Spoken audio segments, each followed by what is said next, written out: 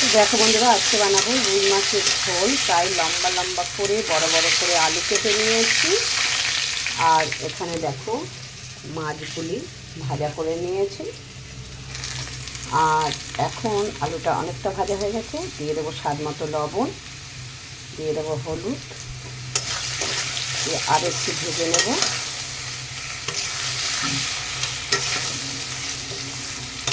আর ফোড়নে দিয়েছি জিরে আর তেজপাতা।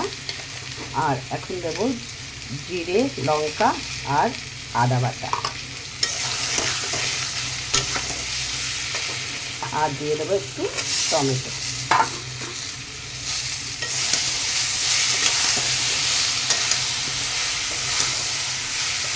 দিয়ে ভালো করে কষিয়ে নেব।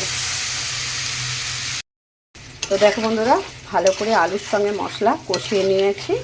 আর এখন দিয়ে দেবো ঝোলের জন্য জল। তো এই বড় বড় করে আলু কেটে মাছের ঝোল কার কার খেতে ভালো লাগে বন্ধুরা, কমেন্ট করে জানাও।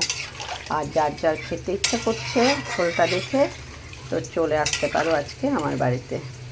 তো এখন ঝোলটা ফুটতে দেব। তো দেখো বন্ধুরা, ঝোলটা খুব ভালো করে ফুটে গেছে, আলুও সিদ্ধ হয়ে গেছে। এখন দিয়ে দেবো মাছের পিসগুলি।